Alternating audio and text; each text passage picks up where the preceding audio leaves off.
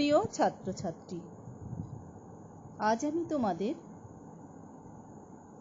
Bangla honours third semester CC7 unit 5 এর অন্তর্গত অবনীন্দ্রনাথ ঠাকুরের আপন কথা নিয়ে আলোচনা করব। আপন কথা হলো একটি আত্মজীবনীমূলক গ্রন্থ। এই গ্রন্থটিতে তিনি তাঁর বাল্যকালের কথা 9টি পরিচ্ছেদে তুলে ধরেছেন।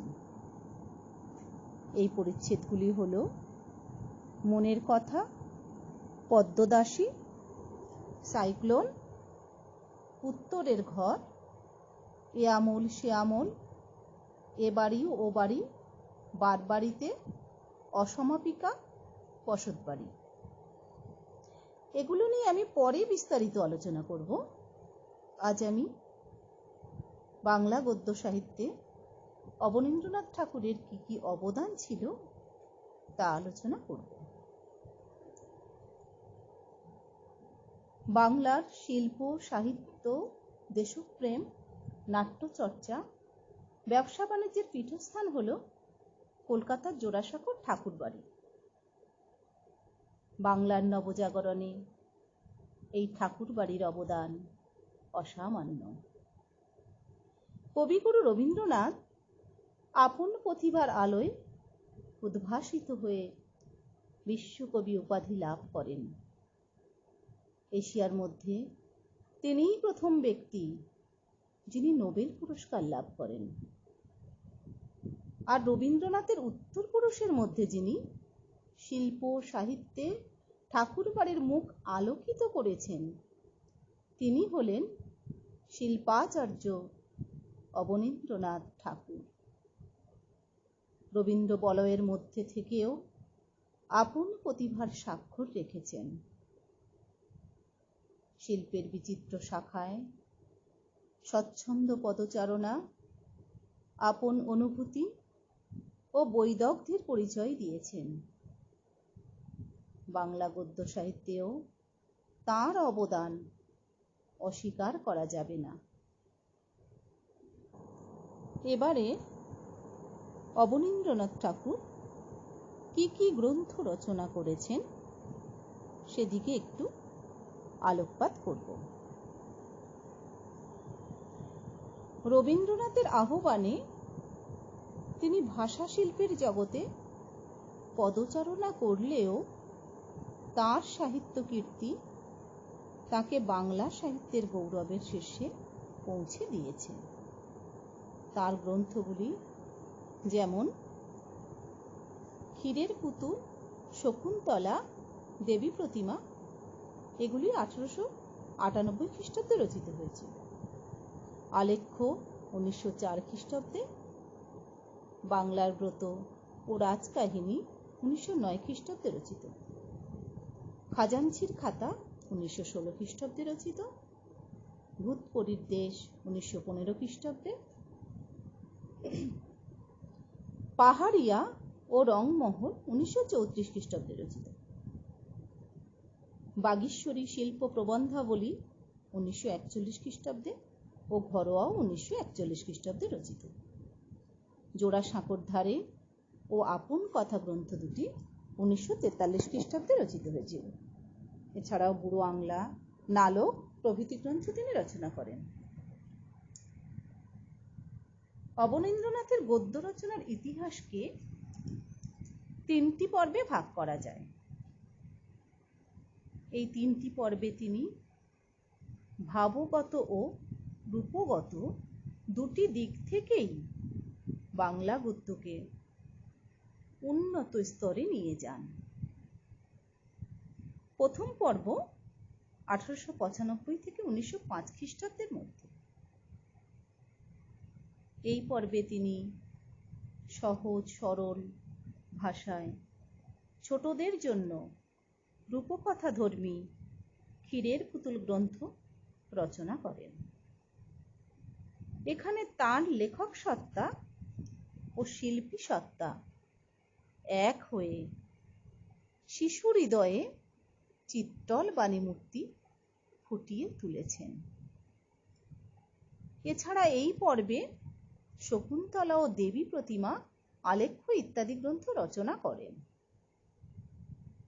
এই পর্বে সাধু ও চলিতের সংমিশ্রণের ফলে তিনি দ্বিধাগ্রস্তভাবে সাহিত্য সাধনা করেছেন। এই সময়কে আমরা প্রস্তুতির কাল বলতে পারি। দ্বিতীয় পর্ব 1905 থেকে 1916 খ্রিস্টাব্দের মধ্যে। এই পর্বে তিনি বাংলার ব্রত, রাজকাহিনী, পথে বিপথে, উত্তরা, খাজাঞ্চির খাতা, ভূত পরিবেশ প্রভৃতি গ্রন্থ রচনা করেন। বাংলা লোকসাহিত্যের জগতে বাংলার ব্রত একটি উল্লেখযোগ্য গ্রন্থ। সুপ্রাচীন কাল থেকে দুই বাংলার গ্রামে গঞ্জে বিভিন্ন ব্রত প্রচলিত আছে। তার পরিচয় দিয়েছেন একজন লোকসংস্কৃতিবিদের মতো। বর্তমানকালে অনেক ব্রত আজ লুপ্ত প্রায়। ব্রত চর্চাও কমে এসেছে।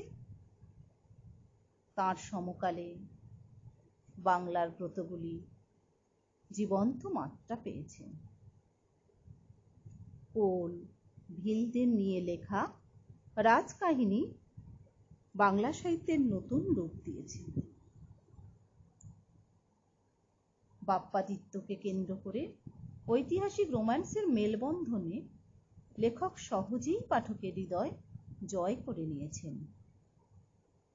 এই পর্বে চলিত গদ্যরীতি প্রয়োগ করে সহজ সরল পথ্য রীতিতে নতুন বাণীরূপ দিয়েছেন নতুন আঙ্গিকে। এবারে তৃতীয় পর্ব 1934 থেকে 1949 খ্রিস্টাব্দের মধ্যে। এই পর্বের গ্রন্থগুলি অবনীন্দ্রনাথকে অনন্য মর্যাদায় ভূষিত করেছিল। এই পর্বের উল্লেখযোগ্য রচনা হল পাহাড়িয়া, রংমহল, ঘরোয়া, জোড়াসাঁকোর ধারে, আপন কথা, বাগীশ্বরী শিল্প প্রবন্ধাবলী, বুড়ো আংলা প্রভৃতি। বাগীশ্বরী শিল্প প্রবন্ধাবলী বাংলা সাহিত্যে বিশিষ্ট স্থান করে নিয়েছে। এই গ্রন্থে সৌন্দর্য তত্ত্ব, শিল্প তত্ত্ব, যা লেখক ও শিল্পীর সংমিশ্রণে অভিনব মাত্রা পেয়েছে। আপন কথা গ্রন্থে তার বালককালের স্মৃতিকথা, সমসাময়িক ঠাকুরবাড়ির কাহিনী চিত্র সুন্দরভাবে তুলে ধরেছেন ছোটদের উপযোগী করে সহজ সরল ভাষায়। এই পর্বের ভাষারীতি শিল্পীর তুলিতে আঁকা গদ্য ছন্দের মতো স্বচ্ছ ও সুন্দর। লেখক শিল্পী অবনীন্দ্রনাথ বিভিন্ন বিষয় নিয়ে বিভিন্ন সময়ে বিভিন্ন গ্রন্থ রচনা করেছেন, যা একমাত্র রবীন্দ্রনাথের সঙ্গে তুলনা করা যেতে পারে। কোন রচনা ইতিহাসাশ্রয়ী, কোনটি বা শিশুদের জন্য লেখা রূপকথাধর্মী, কোন কোন রচনা বড়দের জন্য, যারা আর্টের রূপ, রস, সৌন্দর্য তত্ত্ব নিয়ে পড়াশুনো করেন তাদের জন্য লেখা বাগীশ্বরী শিল্প প্রবন্ধাবলী বাংলা ভাষায় আর্ট সম্পর্কে সুন্দর মনোগ্রাহী আলোচনা করেছেন অবনীন্দ্রনাথ। লেখকের কৃতিত্বকে এভাবে তুলে ধরা যেতে পারে। প্রথমত, খেয়ালি মনের কথাকে ভাবভঙ্গিতে বা লেখ্য গদ্যে নিয়ে এলেন অবনীন্দ্রনাথ। বাংলা ভাষায় তার কলমেই প্রথম লেখ্য গদ্য ধরা পড়ে। রূপকথা, ছড়া, ব্রতকথা বাংলার পুরনো ঐতিহ্যকে আত্মস্থ করে তাঁর লেখনীতে যে অপরূপ বাকশৈলী গড়ে উঠল, সেখানে ছবি ও গানের মধ্যে মনের কথাও প্রকাশ পেল। দ্বিতীয়ত, অবনীন্দ্রনাথের গদ্য রচনার অন্যতম বৈশিষ্ট্য হল ভাষার মধ্যে ছবির রূপময়তা। তিনি রেখা, বর্ণ মাধ্যম ও ভাষা মাধ্যমকে কখনো আলাদা করতে চাননি। তিনি গদ্য ভাষায় ছবি এঁকে তাঁর পাঠকদের সামনে তুলে ধরেছেন। বাংলা সাহিত্যে আর কেউ এমনটি করতে পারেননি। তৃতীয়ত, বাংলা গদ্য রচনায় আলাপকারী লেখন রীতির প্রথম প্রবর্তন ঘটে অবনীন্দ্রনাথের হাতে। চতুর্থত, বাংলা গদ্যকে ঘরোয়া রসের ভিয়েনে চড়িয়ে অবনীন্দ্রনাথ রূপকথা ও কথকতার মিশেলে কথ্য গদ্য রচনা করেন। এই কথ্য গদ্য চলিত গদ্য থেকে ভিন্ন। দেহ মনে পরিপূর্ণ অবনীন্দ্রনাথের ভাষা শিল্প নির্মিতি বাংলা সাহিত্যের অসাধারণ সম্পদ। লেখকের অনুভূতি এবং চিত্রকরের তুলির ছোঁয়ায় দুই রূপের সংমিশ্রণে অবনীন্দ্রনাথের প্রতিভার বিজয় যাত্রা। অবনীন্দ্রনাথের ক্ষীরের পুতুল গল্পটি ঠাকুরমার ঝুলির বুদ্ধ ভূতুমের রূপকথা থেকে নেওয়া হয়েছে। লেখক আপন মনের মাধুরী মিশিয়ে শিশু মনের উপযোগী করে পাঠকের সামনে তুলে ধরেছেন। এখান থেকে একটু উদাহরণ দেওয়া যাক। পূব পশ্চিমে মেঘ উঠল, আকাশ ভেঙে বৃষ্টি এলো, রাজ্য জুড়ে ঘুম এলো, তুই আমার ঘুমো।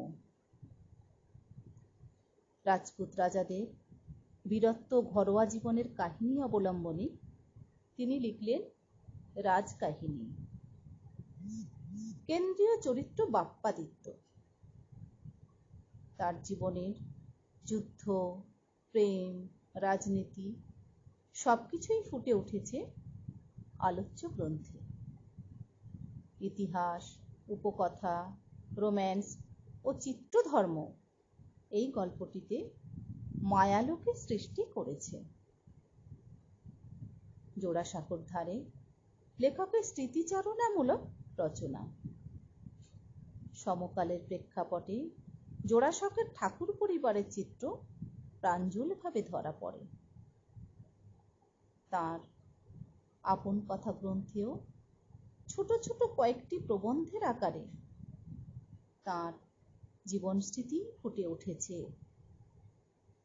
এখানে মনের কথা, পদ্মদাসী, বারবাড়িতে, বসতবাড়ি ইত্যাদি নাম প্রকাশে ঠাকুরবাড়ির এক নিবিড় পরিচয় প্রকাশ পায়। অবনীন্দ্রনাথের গদ্য রচনায় একাধারে তথ্য, তত্ত্বরস ও চিত্ররূপ ফুটে উঠেছে। রূপসৃষ্টি হচ্ছে এর প্রধান লক্ষ্য। তার লেখক সত্তার সঙ্গে শিল্পী সত্তার অপূর্ব মেলবন্ধনে বাংলা গদ্য সাহিত্য নতুন বাণীরূপ লাভ করেছে।